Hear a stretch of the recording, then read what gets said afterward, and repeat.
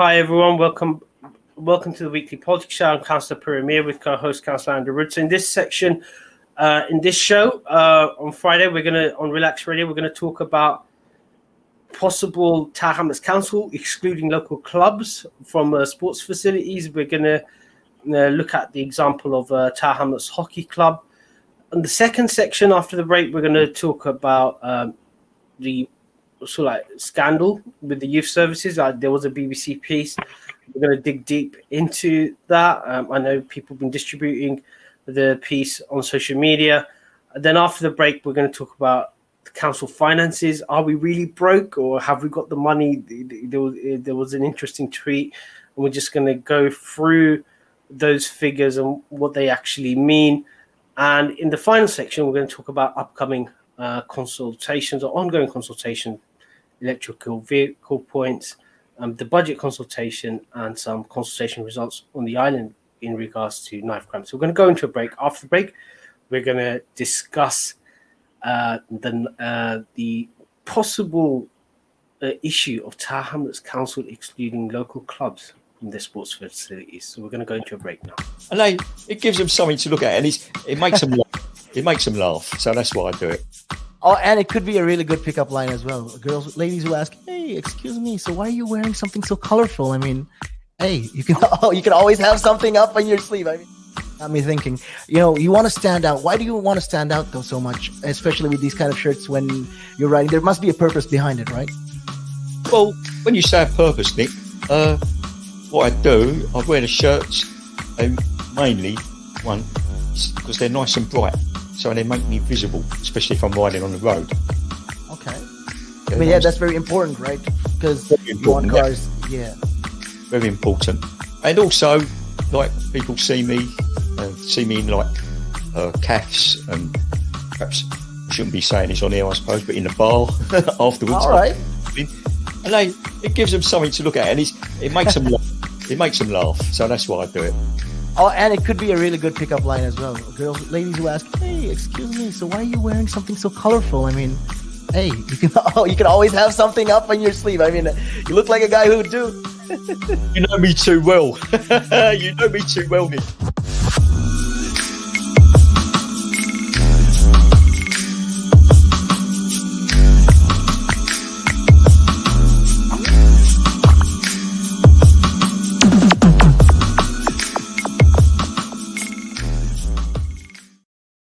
Hi everyone, welcome back to the weekly politics show. I'm Councillor Puru with co-host Councillor Andrew Wood. So in this section, we're joined by our guest, Shaul Malik, from chair of Tower Hamlets Hockey Club, where we're going to discuss the possible situation where Tower Hamlets seems to deliberately exclude local clubs from sports facilities.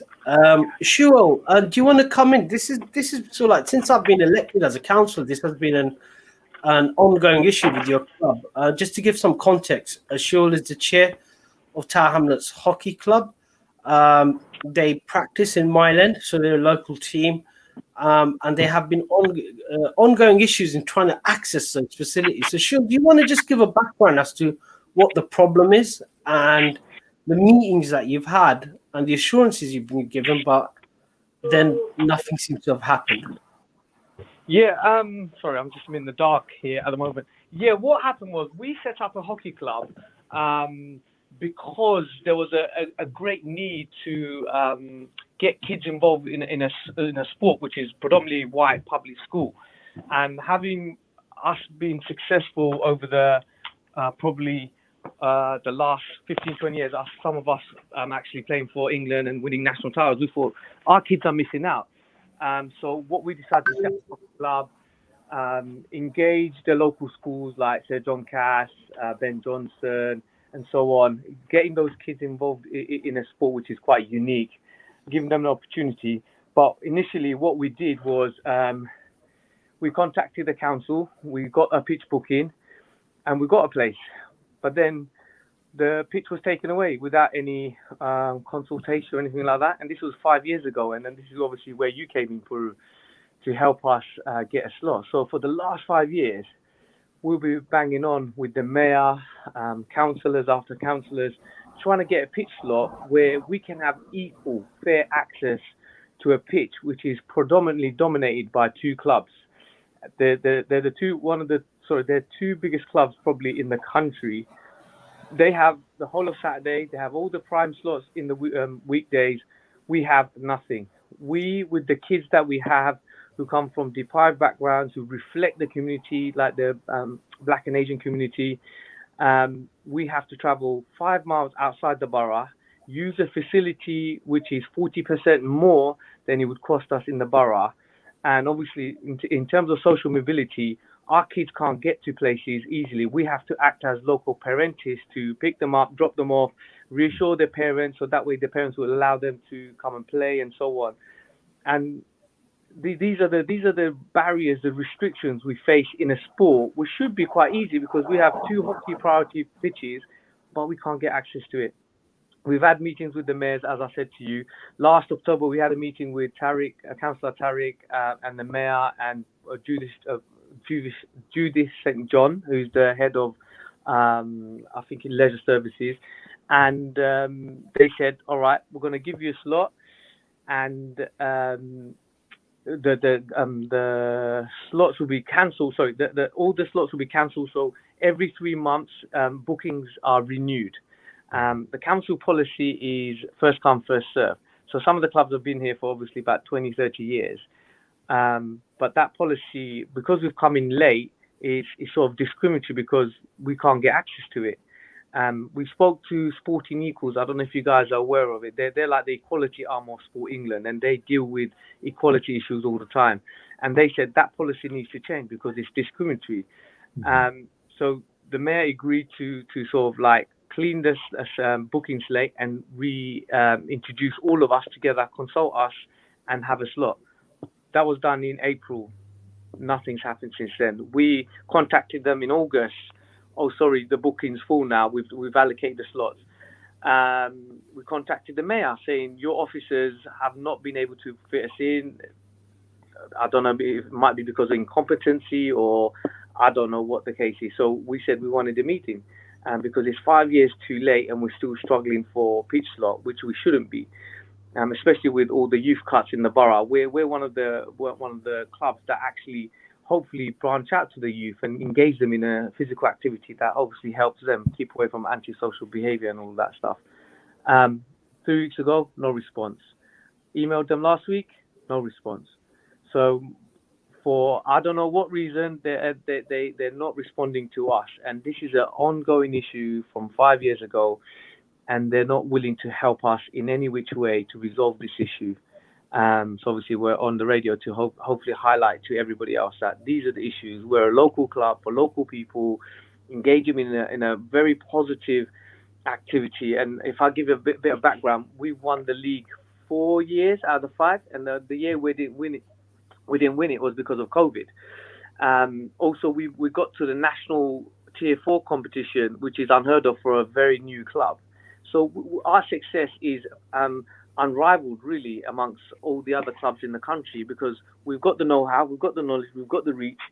We just don't have the facilities to help us engage with the community that we represent and we love so much. Andrew, do you want to come in? And have you come across this issue? So I'm aware of kind of similar issues in some other sports as well in terms of access is not great. So perhaps for viewers, kind of explain how long do you need the pitch for? And in terms of this league that you were participating in, give us some idea of the people that you're competing with, who your opponents are. So we play in the East of England League. Majority of the clubs are in Essex. So we go to Clacton, Witham, Chelmsford. So most of the teams out in Essex, and obviously it's predominantly white. We're the only people of colour, really, in terms of within that sport. There was, sorry, I forgot to mention, I'm one of the directors of East of England Hockey now because they realised from George Floyd's incident and also reflecting on their own governance, they said they're looking at policies and strategies. So I was one of the persons that sort of they've approached to say we need to change this because we need to meet their EDI requirements, because obviously if they don't meet that, funding cuts off, especially it being an Olympic sport. So we're promoting and also encouraging numbers from those backgrounds to come into hockey. But in terms of the league we played in the East of England League.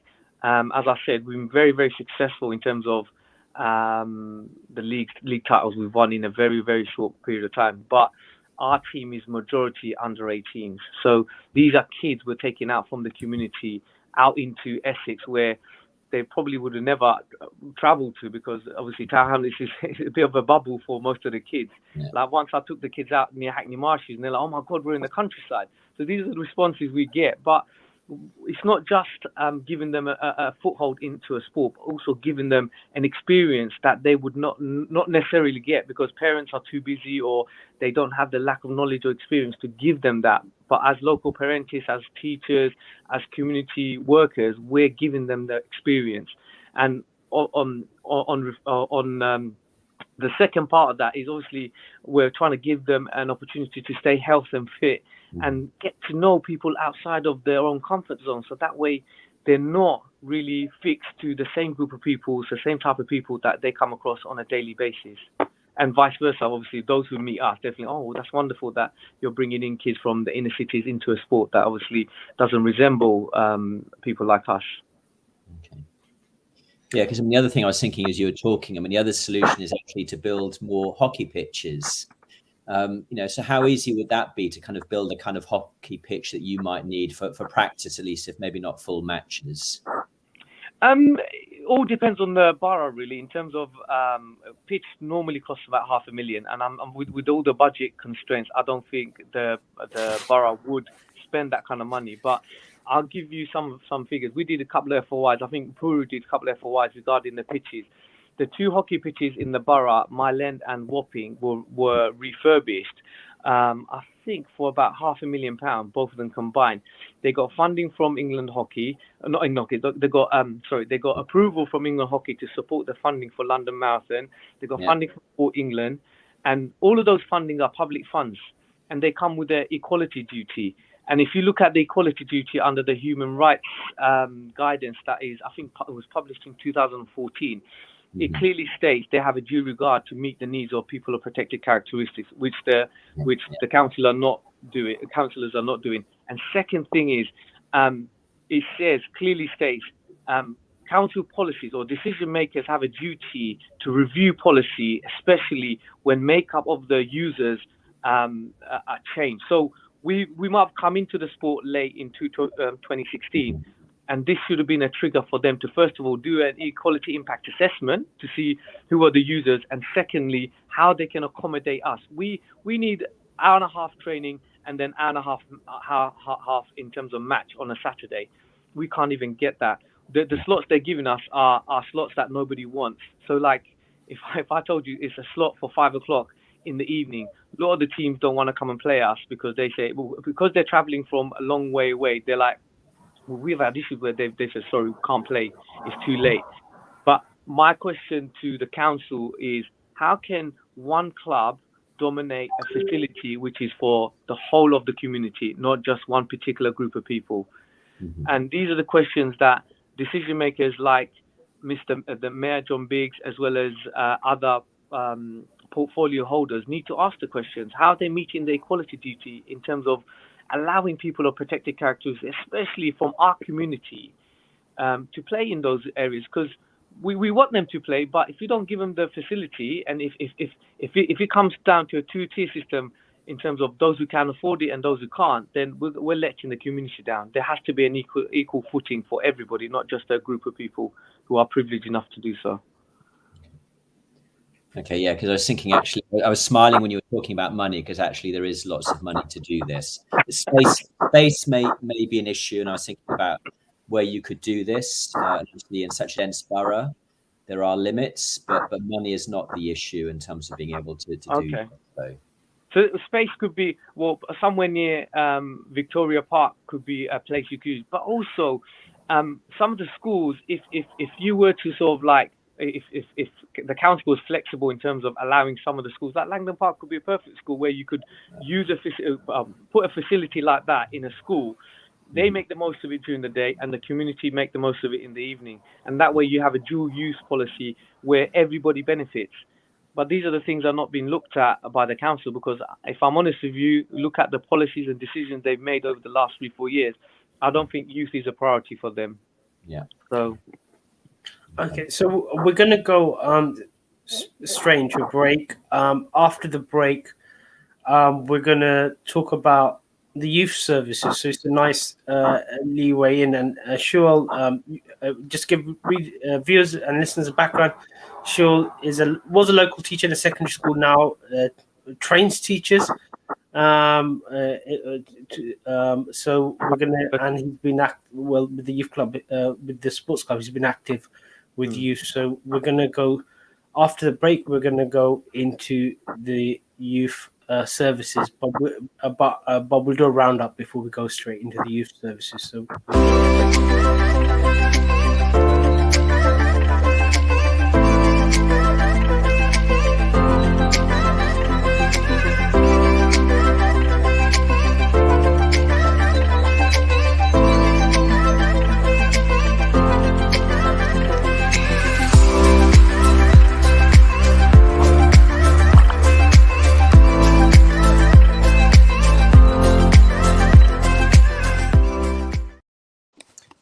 Hi everyone, welcome back to the weekly politics show. I'm Councillor Puru with co-host Councillor Andrew Rood, and we're joined by Shul Malik, a local teacher and also chair of Tower Hamlets Hockey Club. So in this section, we're going to talk about the youth services.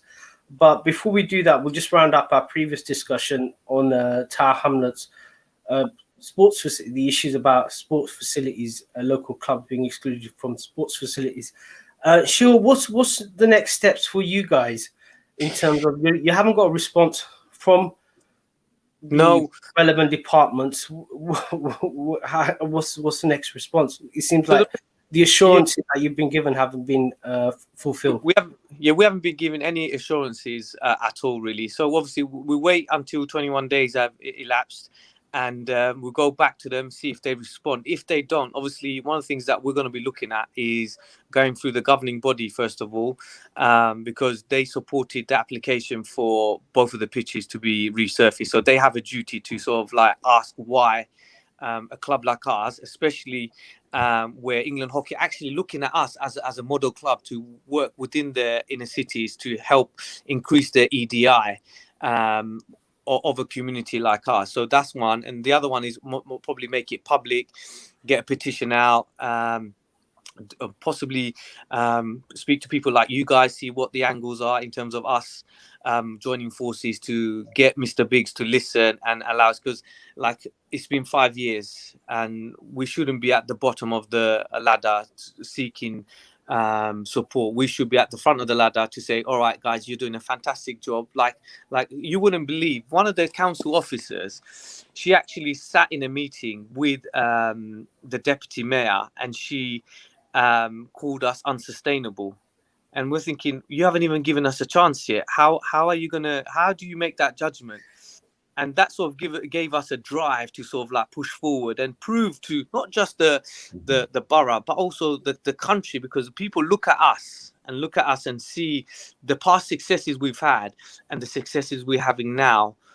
We've got players who are in the player pathway, which is a system that is sort of like, it reflects players were going on to play for England and so on. We've got players already in that system. Within 5 years, we're producing those players.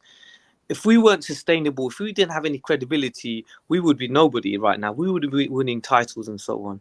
So these are the things that we need to sort of like harp back on and see what we can do. But obviously, I'm trying to get the ear of Nick Pink, who's the CEO of England Hockey.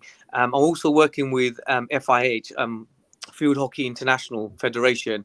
We've got a few links in there, and they're looking to do a piece on us and to look at the successes. So hopefully use the media, use the political avenues, and use our voice, really, use the community like parents and schools and so on to support us, and ask Mr. Biggs, why is he ignoring us? Why are we not getting what we should be getting anyway? Because we're from the community itself. We stand in the community that we represent. So let's see. Cool. Watch this space. Watch this space. Thanks. So moving on, we're going to discuss the youth services. So I've come across this video that's been bandied around on social media, BBC piece on the youth services cut.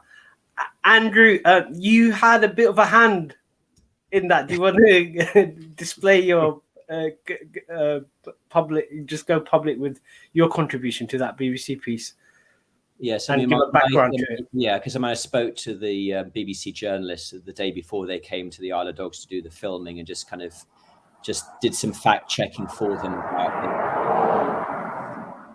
But so the background to it is basically there was some youths who used to go to the St Andrews Wharf Youth Centre, really enjoyed going there. It was an important part of their lives. They were then told it was closing, which actually was incorrect, but that's what they heard. So one of their siblings then kind of got involved and led this campaign. So there's a petition on the council website, and obviously they reached out to the BBC, who then shot the piece earlier in the week. And it was quite timely. The last update we've had on the council youth service was actually a cabinet report on the 29th of July 2020, so more than a year ago. And they talked in that about some big changes, including transferring some of the youth services centres from Tower Hamlets Control to outsourcing them. And then we didn't hear anything for a year. Obviously, lockdown, youth centres were closed anyway. So the next thing we hear is, either they're closing or there's changes. So what we now know is actually some of those transfers are taking place, where the council are transferring the centres, and it would appear some staff to other organisations. So today I did an email, or a colleague of mine did an email to the Director of Children's Services to try and find out what was going on. So what are the new centres? Because they were meant to set up 5 new centres as well. What has the change in hours been? Who are these new organisations? How are they selected? Because, this has all been completely blind and we don't know what's going on. But what we do know is that the total hours at St Andrews Wharf was cut from 27.5 hours a week to 12 hours a week. So that's a big change. And that was a bigger change than I was expecting from that cabinet report last July. Yeah, because we were, when I spoke, I think I was there at the one 2 years ago, when we went with a whole bunch of children from Miah, and the discussion was that there'll be a mixed provision. Yeah. Identifying strengths and weaknesses in each way of delivering the service, and there'll be cooperation. And Limehouse, which is based in Limehouse, but a lot of users from Miah would use it, was earmarked to be in-house, but that's not the case. It's gone over to an organisation called Sporting Foundation, and that's raised quite a few questions as well as to how that selection was given, because the last I spoke was the only bidders on the horizon were Popular Haka, who have a delivery of delivering youth services quite successfully with the Spotlight Centre, and that was the conversation. The other conversations weren't there, so I've been ringing around. And one of the questions I raised was that these contracts are unsustainable. That what if we get those contracts wrong? You have an organisation take it over. If it fails, then the council will have to take it back again. We don't have a choice. So it's a false economy. And what happens then? So we have to get those contracts right. And I've been doing a bit of digging around already. I've had feedback these contracts are unsustainable, that one of the organizations that has won the tender has already tendered it out to another organization because it's not worth their while, etc. So it's kind of like the usual story of a big organization comes for a commissioning contract and then tenders it out, and so users who lose in the middle. And it's quite topical in the sense that since the end of lockdown, there's been a spike of incidences we've had of youth violence. I work in the criminal justice, so I'm seeing that come through. Huge issues of violence, huge issues of exploitation as well of youths, which which they all end up in the criminal justice system. Which, if we had a viable youth service, there could have been early interventions or early signs. It's one lost youth to the criminal justice system is one too many. It's a lost life, and believe me, today there was an issue of a 14-year-old going to Feltham or not. He didn't go to Feltham, but again, it's those kind of issues of do you want teenagers ending up in the criminal justice system at such an early age? But sure, you're a teacher at a secondary. Was at a secondary school. Now you're a teacher trainer. What's your take, just looking on the outside, in regards to what's happening with the youth services, etc.? Do you know what? Like, I've obviously been in the youth service in terms of as a customer consumer, being a teacher in Tower Hamlets for 18 years, and 18 years, but even younger than that, when I was 16, we were helping. It's a massive bridge between the schools and the community. And do you know the biggest problem is people who are making the decision are making decisions blindly. They don't have any lived experiences. They don't have any knowledge about how it works or what the gaps are really in terms of how to identify these things. When I was at John Cass School, one of the things, we had Haileybury in between us and Stepney Green School. And one of the things that we wanted to do is engage that youth club with our community. So get them to come in during the day, use the facility for PE lessons. So that way they're familiar with it, first of all, then familiar with the staff. And then they make that connection. And then when it comes to doing after school stuff, we try to push girls only sessions, looking at drug addiction and how to sort of avoid those things. All of those things works a lot easier because the transition between school to youth clubs and to community is so much easier. Once you reduce that, or once you take that away, the bridge is gone. The initiatives to help them is gone. So what's the option? Walk around on the streets at night, mixing with other elders within the community where they might be up to no good, or get into gangs where they feel protected initially and they get up to other criminalities that obviously has a bigger impact on society. So by taking this away, the council is reducing its ability to help the community it is standing there for. Especially when we continue to talk about it's a very youthful, vibrant borough. If we don't help the youth of today, the youth of tomorrow will be a worse one for the coming 10, 15 years. And that's the biggest loss we have at the moment. And if I look at Mr. Biggs's decisions that he's made over the last couple of years, you look at what he's taken away. The sports foundation, which was a critical part of the community we lived in. It gave the community so many different types of sports, so many avenues that those kids can go through and out into community and society, give them a different experience. Those experiences are gone. He's more happy to support Rich Mix, which has very little impact in the community, than a youth sport foundation, which was having impact of probably 1,000 kids a day. In from primary to all the way up to not just college but beyond. We used to produce a thing called PETA, physical activity teaching assistant, where we trained our senior leaders, like kids who are in college, who went into schools and delivered activities. And what that impact was, the kids could recognize those faces. They can relate to those people from the community because they see those guys, and from that they could deliver sessions within the community. I don't know if you know Puru or Councillor Woods. We had a thing called the neighbourhood games. We used to get roughly 300-400 kids in one competition on the island, where all of the communities from all parts of the borough came together. And they came together, not us organising, but the community leaders we had within their school or within the parks. And that's all gone, thanks to Mr. Biggs. So when you reduce the youth service, you're reducing the positive impact those have within the community, the positive impact they have within the cohesion and the values that they can bring to progress them onto the next level. So, as I said, it's going to be a negative impact until we have an administration which is going to actually focus on the youth, deliver for the youth. we're not going to see an improvement in crime and violence. We're not going to see antisocial behavior. We're not going to see those positive role models who are potentially could be something that we can hold on to come through, because what's holding them together? It's not the schools, and it's certainly not the politicians that we have, except for you guys in the council or the mayor. It's the criminals who are pulling them away, thinking there's a better life for them. So let's see what happens. So we've come to the end of this section.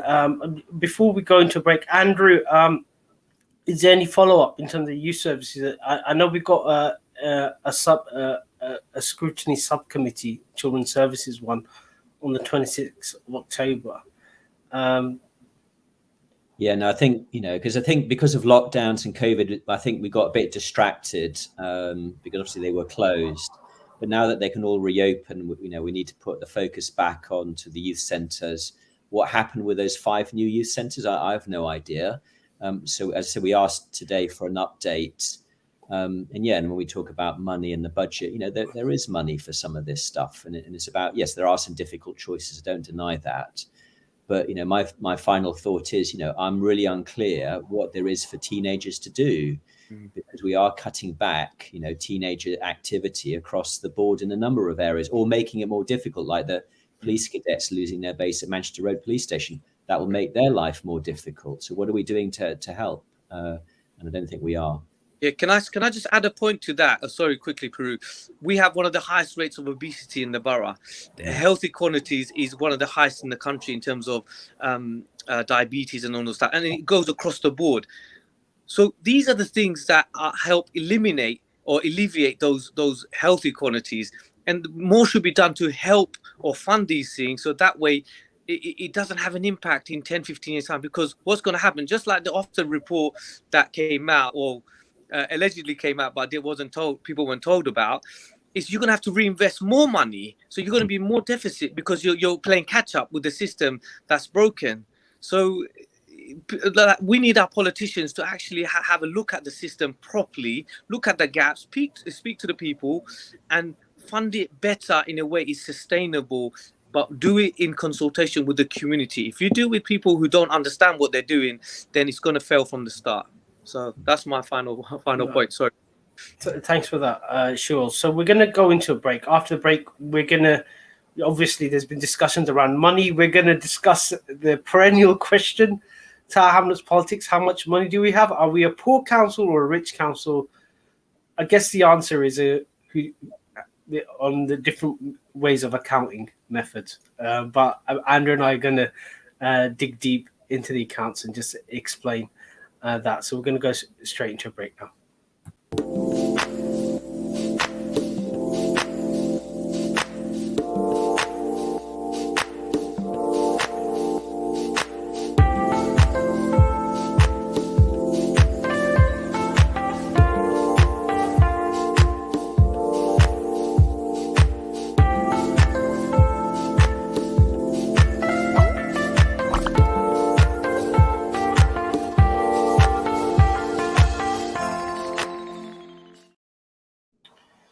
Hi everyone, welcome back to the weekly politics show. I'm Councillor Puru with co-host Councillor Andrew Wood. So in this section, we're going to discuss the finances.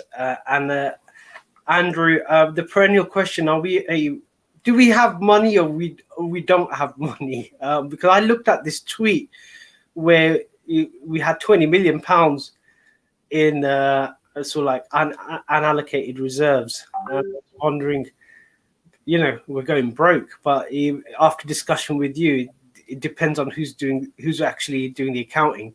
So do you want to explain as to because it's a perennial question in Tower Hamlets politics? Yes, I mean, so to answer the question, it's never as bad as the council portray, because the standard response is we're very poor, we have no money. The government have cut everything, and part of that is true. I'm not saying that there's huge amounts of money or the government have been, given us lots of extra money, because they haven't. But actually, with the exception of COVID, so in terms of COVID, the government have actually given us more money than we have spent. And the council actually ended last year, I think, with £11.9 million surplus, where there was more money in the bank than they spent on COVID last year. This year, they think that will partially reverse, but they're still estimating that we'll end up £1.5 million ahead on COVID. And that's very different from what they put in the sort of newsletter last year, where they were talking about this £30 million hole from COVID rather than actually a £1.5 million. And I think part of it is also interpretation and presentation. So we had a training session on the finances yesterday, and one councillor, it wasn't me actually in this case, really took almost offence at how the numbers were being presented, and especially in terms of something called new homes bonus, because they said, well, we got £10 million of new homes bonus, and actually we didn't. We're getting this year £17 million, but then you presented us the £10 million because £7 million was being moved into reserves. And, that's a lot of money. That money could cover a lot of things. But I think the fundamental problem with the council is that they're so risk adverse when it comes to the finances that they always assume worst case. So a classic example, again, is new homes bonus. So the government are consulting on it. There will be changes to that program. But council officers' interpretation last year in the budget was that means zero, that we get no money whatsoever in future years. My reading of it and the other councillor reading is different. Yes, we probably will get less money, but it won't be zero. And given that on average we get between 17 and 20 million pounds a year for new homes bonus, that has a big impact. There's also fears about business rates revaluations, and those fears are absolutely accurate. I am also concerned about some of those issues. But generally what happens in our budget process is we always underestimate how much money we're going to get. But the other problem that we have is that every year we make commitments. We're going to spend more in this area and spend less in this area. And what always happens is we definitely do spend more in that area because we're good at spending money, but we never deliver the savings that we think we're going to make. So every year we have these problems because either those savings are not deliverable or we can't deliver them or they're delayed, but that's a management issue. And if we could deliver those savings, then we'd have more money. And the last thing I'll kind of say in summary is one thing we never do is we kind of look at opportunities to increase our income. So to give you one example is actually we've been really successful at filming income. So you might notice on your television or on your movie screen is actually you'll see Tower Hamlets pop up quite a lot on movies. Even one of the Star Wars was filmed at Canary Wharf. And we get quite a lot of money from that. But that's because we kind of gave the management of that to another company. And they've done a really good job getting lots of people to come in. So that's been one of the growth areas of income for us. And I never expected that. So what other areas are there out there where we could be using our reserves or, whatever to create more income?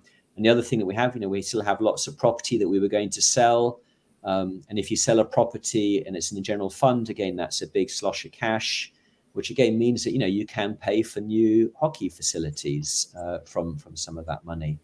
But we seem to be so afraid of spending money and kind of hauling it all in our bank account. I mean, that's why we have £578 million of reserves. Not all of that is liquid cash that we can spend. And some of that does come with strings attached. We can't spend all of that money on whatever we want, but there are pockets of that money where we have a lot of flexibility as to where we want to spend that money. So things are never as bad as the council portray. And in terms of the capital side, in terms of building things, we have lots of cash because of all of these developers are paying us Section 106 and SIL money to build things. It's just that we're not building them. And the problem is inflation is going up. So the value of the money that's in our bank account is eroding. It's getting worse every year. So if we don't spend the money, eventually it will just disappear through inflation. I think we're just really, really conservative. If it's just like when it comes to growing our income, I think Newham Council, they've invested in a solar farm. Barking Council own a hotel in Tower Hamlets. And I think under Robin Wells, I know people are quite critical of him as a mayor, but he did sort of like try to set up sort of like municipal companies, etc. Some of them have been quite successful, some are quite controversial, but there was that drive to expand the income base of the council, but I haven't seen that here. It's just there isn't hardly any discussion about it. We are one of the largest landlords in the borough. It's just simple. Why don't we just look at our rents or look at the commercial properties, find out who actually rents them, so to speak? It just seems to be quite mysterious. I've come across quite a few mysterious tenants on council properties in Mile End, but so there doesn't seem to be a drive. Why is that, Andrew? It's just, why are we always talking ourselves down? We're poor. It just seems like you just disempower yourself. You just believe the spin eventually and don't do nothing and blame other people for the situation. So actually, I think that is part of the problem, is that council officers especially keep hearing this narrative of we have no money, we're a poor borough. And I think a lot of them believe it. So quite often when I speak to councillors, I remind them how much Cllr and Section 106 and new homes bonus money we've got, because, the narrative they hear constantly internally is, government has cut our budgets and all of the rest of it. And it was meant to be, I remember the previous, three directors of finance ago, she talked about a sort of strategy for income generation, and that they were going to do this strategy, and then she left, and then her replacement arrived, and then he left. We still don't have a strategy of income generation. And, from what I'm hearing, Newham have done really well on their property development. They're sort of not only building lots of new properties, including affordable properties, actually they're making money out of it as well, which Croydon didn't do. So I'm hearing stories about other local authorities actually being very successful at income generation. But yeah, we never talk about those things. And sometimes we're lucky, like the TV and filming rights. I think we got lucky with that one, because I think somebody came to us and sort of said, do you realize how much money there is in this area? But if they hadn't done that, we wouldn't have grasped that opportunity. And I think part of the problem is because we've always been better off. I mean, there are some local authorities in the United Kingdom who are in really desperate straits. I'm not denying that there haven't been lots of government cuts, because there have been, and they really struggle, especially those with lots of elderly people. But compared to them, we've always been much better off, because my understanding is that we are the best funded local authority in London in terms of government funding. And therefore, we've not really had to make those painful decisions like other local authorities have had. So, one example is that we have among the most generous council tax schemes where we subsidise people's council tax. So we get about, I think, £100 million of council tax, but there's £32 million we could be getting £132 million of council tax, but we are choosing, and it's our choice to a large extent, not to charge all of the residents the full council tax. There are lots of residents who get 100% discount, and we're one of the few local authorities left in the country who can still do that, because we still have lots of money compared to other local authorities, and therefore we haven't had to make those really hard choices. So in terms of we're going to have budget discussions coming up. Have you had any sights of any savings plans in terms of where's the next set of cuts coming, Andrew? What's your predictions, so to speak? Where are the battle lines going to be? So there's actually a budget consultation underway now. It just started, I think, a couple of days ago. So on the council consultation website, talk.towerhamlets.gov.uk, there actually is a consultation that started. It's not very useful, but the reason why I was smiling just now is that every year Tower Hamlets increases council tax by the maximum possible permitted by government.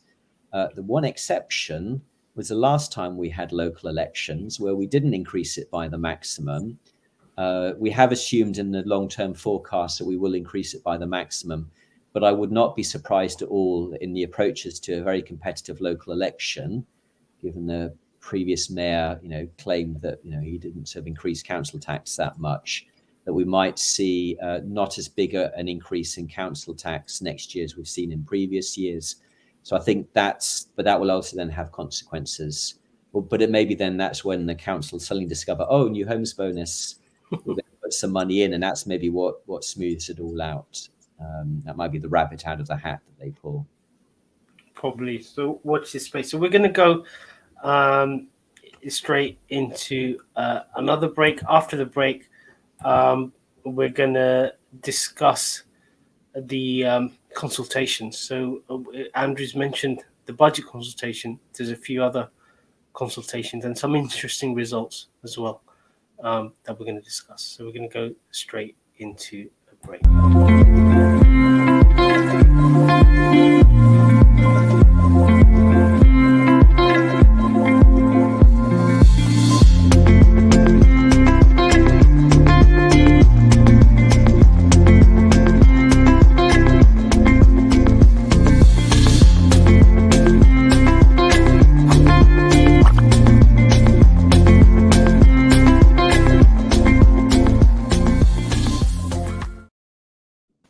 Hi everyone, welcome back to the weekly politics show. I'm Councillor Puru with co-host Councillor Andrew. So in this section, we're going to talk about consultations, ongoing consultations. In our previous section, Andrew mentioned the budget consultation. There's another one, Andrew, on electrical vehicle charging points.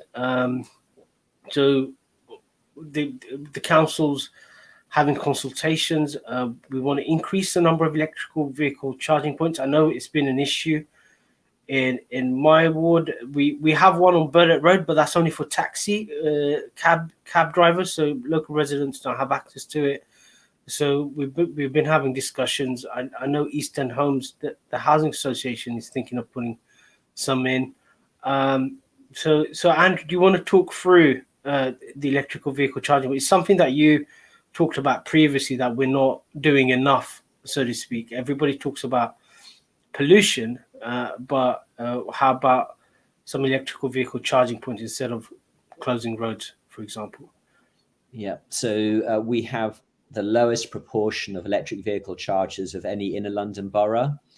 So we're lagging behind everybody else. So the council got quite a lot of money from central government. So the rules is that they will supply 75% of the money and we supply 25%. So the council have basically started this consultation, and it's a map. So the idea is you drop a pin on the map where you want an electric vehicle charger to be installed. So if you live in a house or an apartment and there's a place that you normally park, you drop the pin, so saying you'd like an electric vehicle charger there. So I think they're proposing in total 1,100 extra chargers, and I think we've got about 100 today. And that's by 2025. The only problem is by 2025, they're estimating 6,000 electric vehicles. So again, the ratio doesn't work. So we really need to up our game, because obviously by 2030, the government has said is you won't be able to buy any new all petrol or all diesel vehicles from that point. And I think by 2035, no more hybrid vehicles are allowed to be sold. And and electric cars, have a big impact on local air pollution. If they're charged from renewable energy sources, there's like the lights in my apartment, they're all coming from renewable energy sources or an equivalent. It has an impact on sort of climate change as well. So not a silver bullet, but they have a big impact. So if you're thinking about electric vehicle, definitely go to, as I said, talk@towerhamlets.gov.uk, put a pin on the map where you live or where you would like to park, and the council will install them. And we just need to keep the pressure up on the council that they need to speed up this rollout. And the other reason for speeding up the rollout is, given what we just talked about, it generates money, because they will own this network. People will pay to charge. Obviously, most of that money will go to the electricity companies to supply electricity. But on the cabinet papers, they were talking about making £500,000 a year profit by 2025 on this network. So again, this is a good win situation. It's providing something that people will need, and it's making money for Tower Hamlets Council. So why not do this more aggressively why didn't we do this years ago? Because I remember in 2017, I was talking to Cllr and saying to Tower Hamlets Council, we should be doing this and copying Brent and other local authorities. And here we are in 2021, only now really talking about a big expansion of the network. So, but is 1,000 charging points enough to meet the demand? Should we think of other kind of strategies, Andrew? But we do have a lot of driveways in Tower Hamlets, so they're encouraging, say, homeowners to install electrical charging vehicle points, and then they could supply their neighbors, for example, have a much more of a hybrid strategy than relying on these 1,000 points. In your estimate, have you looked at the numbers, how many we would need? So, I mean, so looking at the cabinet paper, there are already 1,100 electrical vehicles registered in Tower Hamlets, this summer. So we've got 100 electric vehicle chargers and more than 10 times as many electric vehicles. Obviously, some of those, are parked on private parking, so people are able to plug into their own home. But, the other key opportunity will be housing estates. So not just Tower Hamlets homes, but, Swan and Notting Hill Genesis.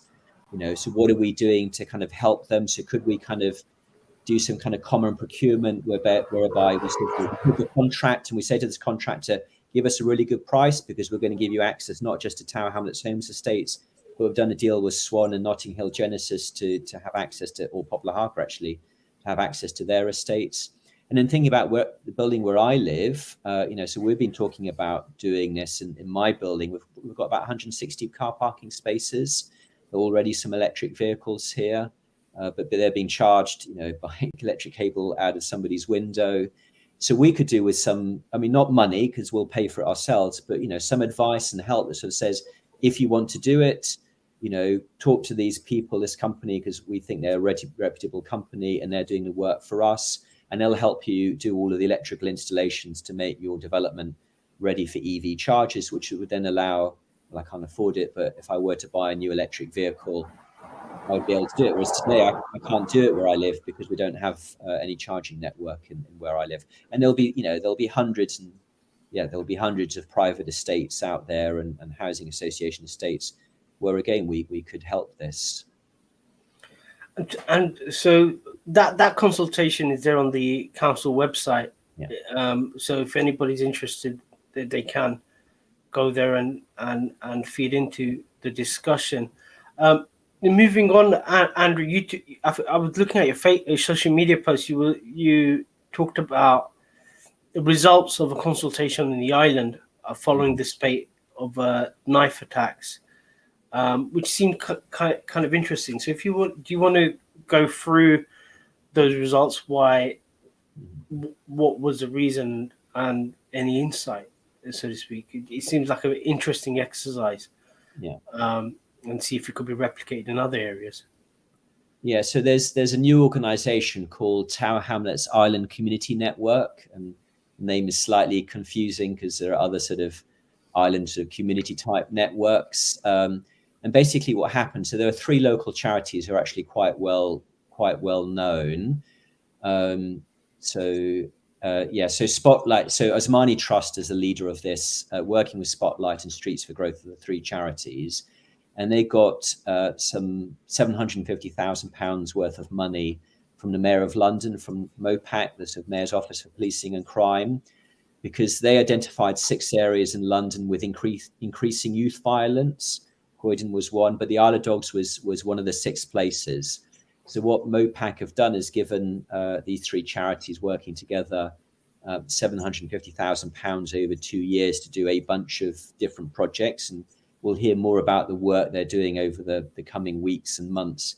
But the first thing they did is they did this consultation where, again, there was a map and you put the pin on the map to say where you were unsafe and the reasons why you were unsafe. And I put on social media the results of that. And it kind of matched what I kind of knew already, but it's still useful to see. I think they had about 250 individual responses and more than 300 kind of pins put on the map. So what that allows them to do is to know where to allocate resources. So they will have some dedicated youth workers, separate from what we were talking about earlier. So they will go visit those areas, and they'll kind of know those are the areas they need to visit, and working with the police as well. And I think they've got a launch event on the 28th of October. And I know you and I were talking about, the sort of public health response to youth violence a few months ago, and it was unclear what the council were doing about this. And we're kind of trying to figure out what they were doing. But what's actually happened on the island is, thanks to the Mayor of London and this extra money, is actually we have a programme of seeing what works, and we'll see over the next 2 years whether it works or not. And then if it does work, then how do we make that sustainable on the island? And then how do we take those ideas from the island and apply them to the rest of Tower Hamlets? So I'm sure the work that Tower Hamlets, and they do have a website. So the website is thicn.org, Tower Hamlets Island Community Network. And there's more information on their website about what they're doing, the funding. And I'm sure we'll be talking about the work they're doing, because I think some of it is really interesting, and I'm really hoping it will work. And actually, we had a ward panel for Canary Wharf ward last month, and in the ward panel, you agree 3 priorities for the police to work on, and residents had a presentation from Zach Hussein, who's working on this. And actually, they decided that actually one of the things they wanted the police to prioritize on was actually helping Zach and Island Community Network do their work, because they thought, prevention is better than cure. So they thought that it was that important that they wanted the police to also dedicate some of their time to help this program as well. And just curious, what is the how would you measure the outcome of that? So if you set that as a ward panel, what are you looking at in terms of measurement to see whether these things are successful or not, these interventions? Well, so very crudely, up until 2 years ago, we didn't have stabbings on the Isle of Dogs, and we definitely didn't have youths stabbing each other. So people actually dying from stab wounds on the Isle of Dogs is only, if you exclude domestic violence incidents, so in terms of on the street, for us locally, this is a new thing. It's never happened before. So in the same way, if you remember in 2017, we had a big outbreak of sort of acid type attacks across East London. I mean, that's pretty much disappeared. I haven't heard of any of those in a long time, I think with one exception. So what would be great would be in 2 years' time, actually, we go back to normality, which is very rare that we have stabbings. But I know this program the idea is, rather than sort of like a shotgun where you're trying to cover everything, it's going to be very targeted. So it's not going to be focused on every teenager on the Isle of Dogs. It's really going to try and identify those teenagers who are particularly at risk and really focus resources on them, and to do the kind of stuff that we were talking earlier about, getting them involved in hockey or whatever the other activities might be, to divert them away from crime. Because then part of the output, again, as we were talking earlier, is 5-10 years from now, those kids are gainfully employed and doing good things or playing hockey rather than being in prison. Yeah, it looks like it's going to be a political issue in the forthcoming elections. Nationally, it's becoming an issue. Wes Streeting had his 10 objectives of what a child should have when they're growing up. So but I think in terms of Tower Hamlets, in terms of pyramid, so like where the demographics are, we have a very young, one of the youngest, boroughs in the country. So it seems like issues around youth services, sports, crime is going to be one of the issues in the election. So look forward to the manifestos of the respective parties and candidates on these issues. I saw the current mayor's leaflet where he did talk about crime or the investments he's done. So, and it is an issue on the doorstep. So look forward to some ideas and debates on this issue. So we're at the end of our program. Andrew, any final words to our listeners and viewers? No, so, I mean, next week is a pretty quiet week, so you do have time to go on the consultation website and have a look at those consultations. So, yeah. Cool. So I just want to say thank you to everyone for listening and watching this show. It is available on YouTube and on Facebook as well, recorded so people can go back. But thank you again for watching this show. I'm Councillor Puru with co-host Councillor Andrew Wood. Thank you for watching the Weekly Politics Show on Relaxed Radio. Thank you. Bye-bye.